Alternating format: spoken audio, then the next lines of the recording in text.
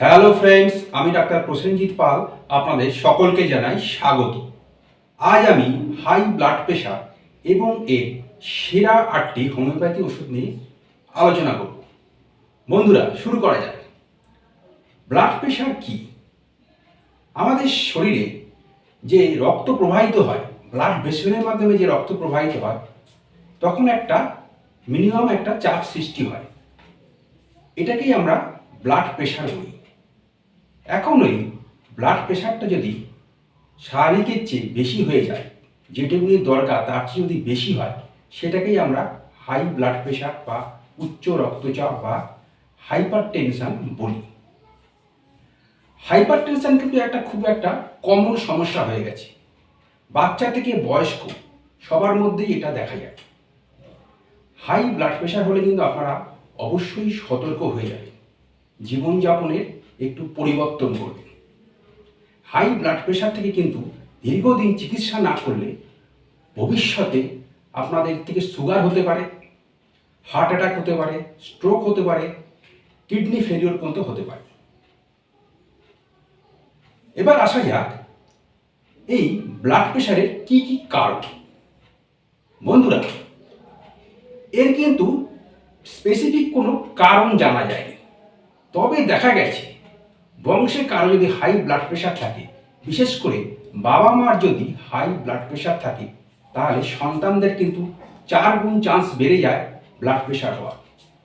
এছাড়া যারা stress, tension, অ্যাংজাইটিতে ভোগে তাদের হতে পারে, যারা মোটাসোটা ওবেস তাদের হতে পারে, এছাড়া যারা শুয়ে বসে দিন কাটায়, সিডেন্টারি লাইফ লিড করে তাদের হতে পারে, অতিরিক্ত স্মোকিং করলে, অ্যালকোহল খেলে হতে পারে, সুগার থাকলেও কিন্তু হাই ব্লাড প্রেশার হতে পারে।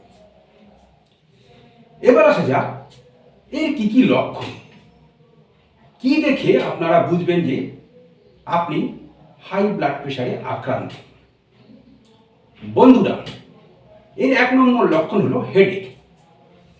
এর কিন্তু মাথার পেছন দিকে একটা প্রচণ্ড মাথা ব্যথা করবে, সব সময় ব্যথাটা থাকবে, এবং এই ব্যথাটা কিন্তু এই ঘাড়ে রেডিয়েট করতে পারে। ঘাড়ে সবসময় একটা ব্যথা ব্যথা ভাব থাকে।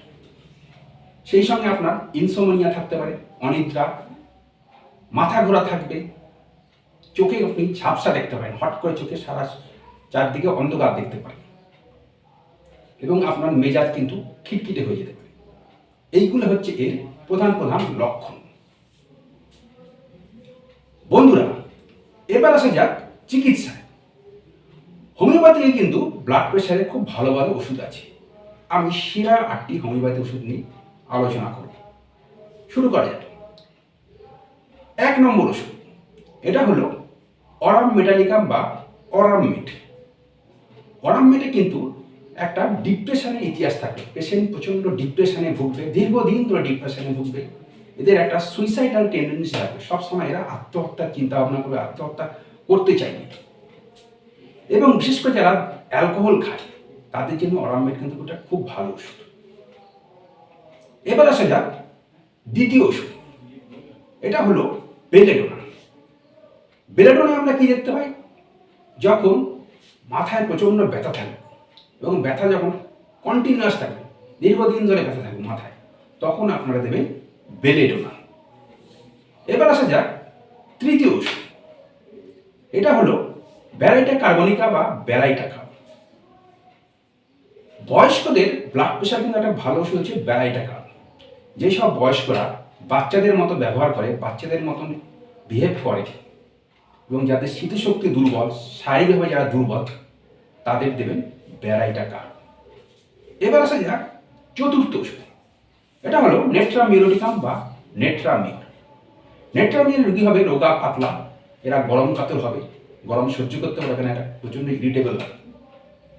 বিশেষ করে যারা লবণ খায়, মানে লবণ খাওয়ার প্রবণতা আছে, তাদের দেবেন নেট্রামিউর।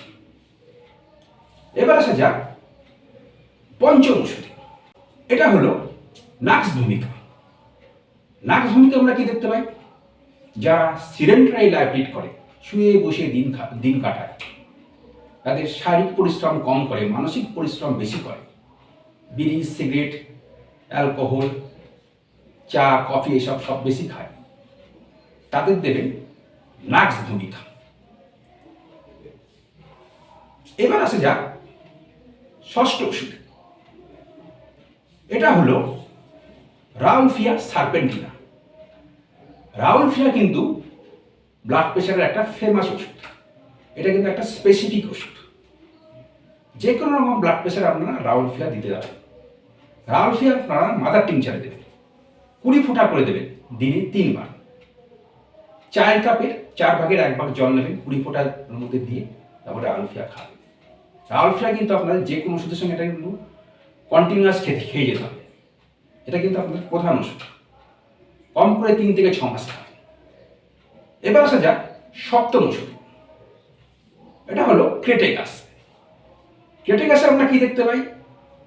যাদের ধরুন ব্লাড প্রেশারের সঙ্গে কোলেস্ট্রল আছে, কোলেস্ট্রলতে যাদের ব্লাড প্রেশারের সমস্যা দেখা দিয়েছে, হাঁটতে গেলেই শ্বাসকষ্ট হয়, একটু হাঁটতে গেলেই দম বন্ধের মতো মনে হয়, বুকে ব্যথা হয়, পালস রেট বেড়ে যায়, তাদের দেবেন ক্রেটেগাস। ক্রেটেগাস কিন্তু একটা গ্রেট হার্ট টনিক।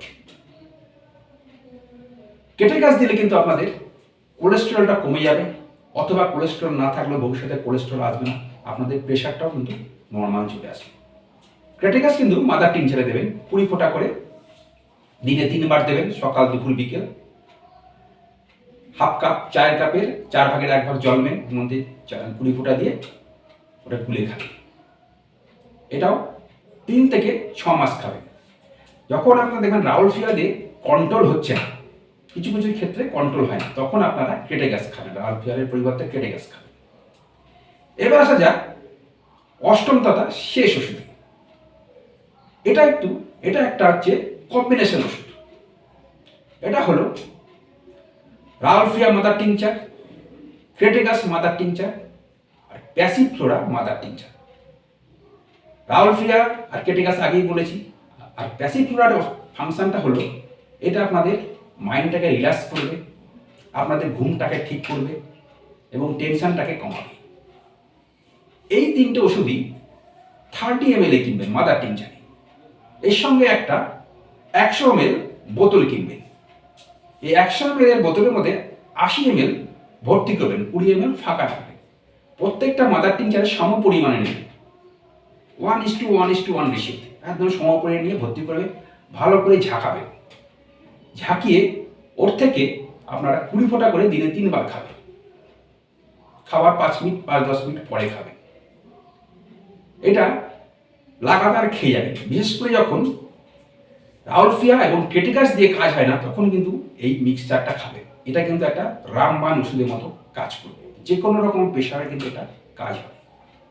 প্রথম যে 5টা ডাইলিউশন বললাম, এটার মধ্যে কিন্তু যে কোনো একটা খাবেন যেটা আপনাদের সিমটমের সঙ্গে ম্যাচ খাবে। ওই ডাক্তারে কিন্তু 30 পোটেন্সি খাবেন, দিনে 2 বার টানা 7 দিন খাবেন, সকাল বিকেল। তারও ঠিক 1 মাস পরে ওই ডাক্তারে 200 খাবেন পরপর 2 দিন, 1 বার করে। তারও ঠিক 1 মাস পরে ওই ডাক্তারে 1 ml খাবেন 1 বার, প্রত্যেকবারই হাফ কাপ জলে গুলে খাবেন।